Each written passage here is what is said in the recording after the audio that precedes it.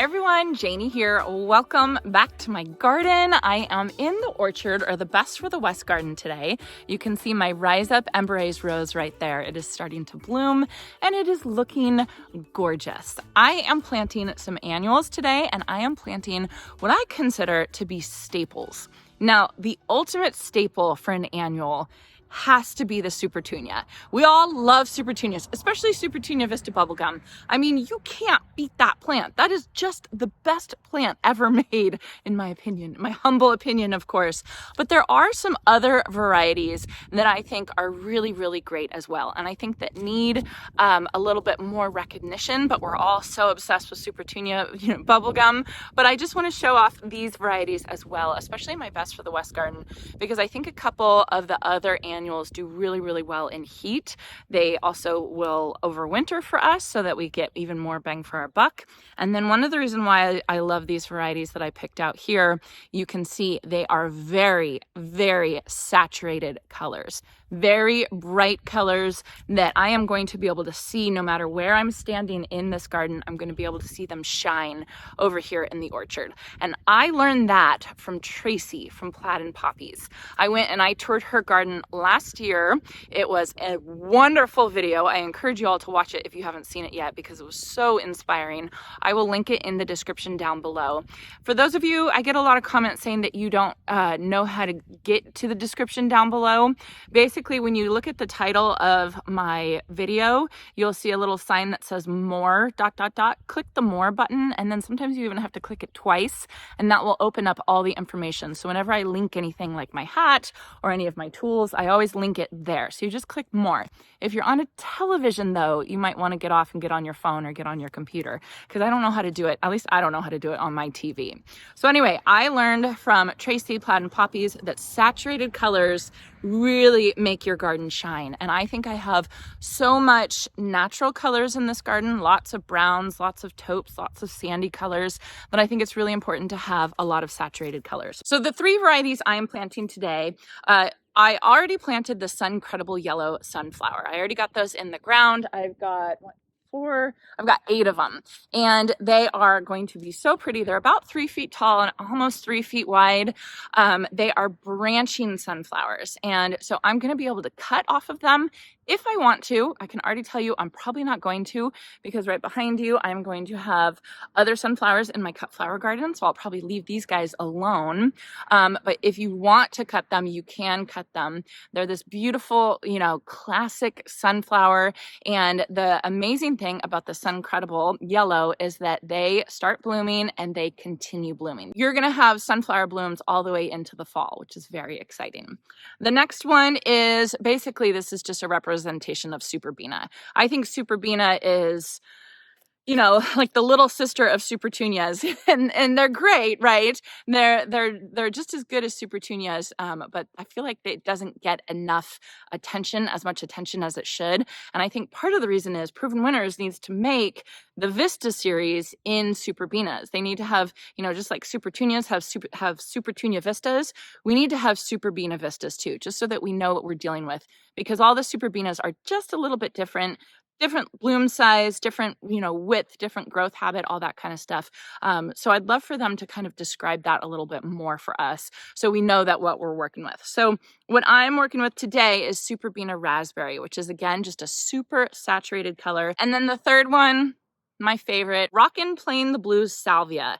This plant is just fantastic. This is like the sister plant to Mystic Spire's Blue Salvia. Proven Winners, what they do is they find the best of the best plants, they take their genetics, and then they tweak them a little bit and make them that much better. So I've grown Rockin' Plain the Blue Salvia once or twice, but I usually lean on Mystic Spire's Blue Salvia. But I'm really excited to be growing pretty much all Rockin' Plain the Blue Salvia, so that we can really see how it acts in my garden versus Mystic Spire's Blue Salvia. I think it's going to be fantastic. I'm super excited about it. It gets about 4 feet tall. And then the cool thing about this one is that it has the blue stems and the blue calyxes. So even when the blooms fall off of the plant, it still looks like it's in bloom. You don't have to deadhead it, which is exactly what I need. So let me show you what I'm working with here. Yes, it's a 2-cart kind of day. So I've already got this incredible yellow sunflowers planted over there. This is the Plain the Blue Salvia, and these plants are so ready to go. They are ready to start growing. They're liking my weather. It's really exciting. The only drawback I would say to these plants, the only drawback I have are the stems. So they are part of the mint family, and anything in the mint family has square, hollow stems. So if I was to break this stem off, it would almost look like a square straw. And the problem with that is it sometimes makes the stems really brittle. So they can kind of pop off if you're not careful. So when you plant these, you want to be really, really careful not to break the stems. I've broken so many stems. So they'll grow back, but gosh, if you break them off mid to late season, you basically have a hole in your plant. So you got to be really careful. Then I have the Supertunias raspberry. Look at how beautiful that looks. And then there's buds all over these plants, all over them. So once I get them planted, they're going to be great. Coffee, of course. And then this is my other cart with my tools. I'm still using my little bucket caddy that I am loving. One of you suggested to put another bucket in there for the weeds. And yes, I've done that. But then I left that bucket somewhere over there, and so now I have this bucket that I'm putting some weeds in. So it's been a really, really useful system. I'm really liking it. I have all the links in the description down below. Let's see. Over here's the sunflowers. I did 8 of them. They get about 3 feet tall, and the minimum spacing is about 18 inches wide. And so that means that they're going to touch, that this is going to be kind of a mass once they grow in. I think it's going to be so pretty, especially in front of this Rise Up Embrace rose. I mean, that is a saturated color, right? And then I think I'm going to put the raspberry kind of in a row right in front here. And then I'll do a couple groupings of the Plain the Blue Salvia kind of all around here. And I think that will be really pretty. I have this Chinese fringe flower right here that's, I don't know, it's doing fine. It's not doing great. In the meantime, I'm thinking about getting a monster plant. For those of you who've watched my videos for a while, you know what I'm talking about. Vertigo pennisetum. I'm thinking about getting a monster plant to go right there. I think that will be really cool. So I might leave some space with the Plain the Blue Salvia for a monster plant.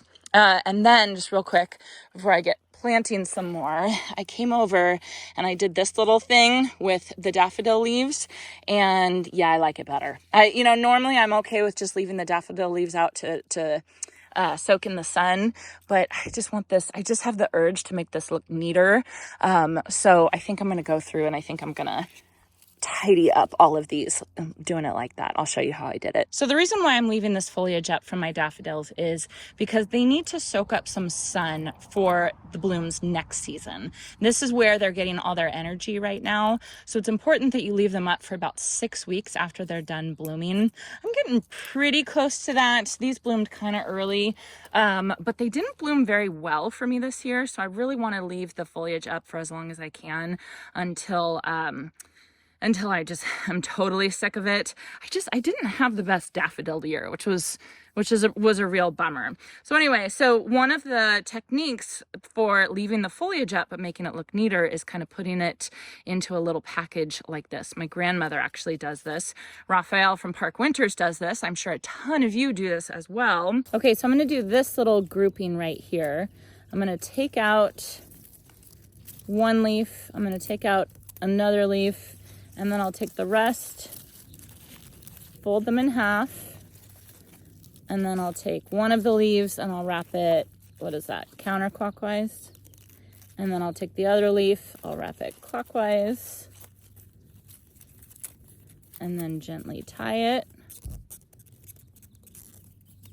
Do a double knot for good measure. You don't have to do a double knot, but there, it's a little package and it looks just a little bit neater than it just kind of sticking out all over the place. So I'm going to go through and I'm going to do this with all of them, and then I'll get going on planting.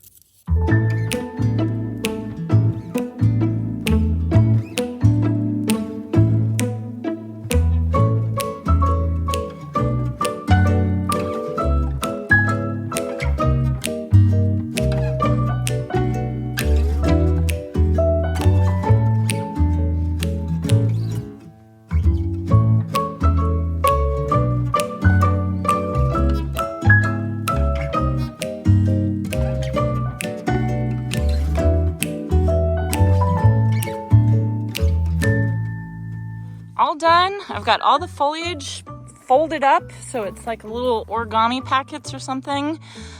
Totally unnecessary and frivolous in my opinion, except for looks. And I do think it looks better. So it is worth it, I guess. And the other thing I was thinking as I was doing this is I was putting time and effort into doing this.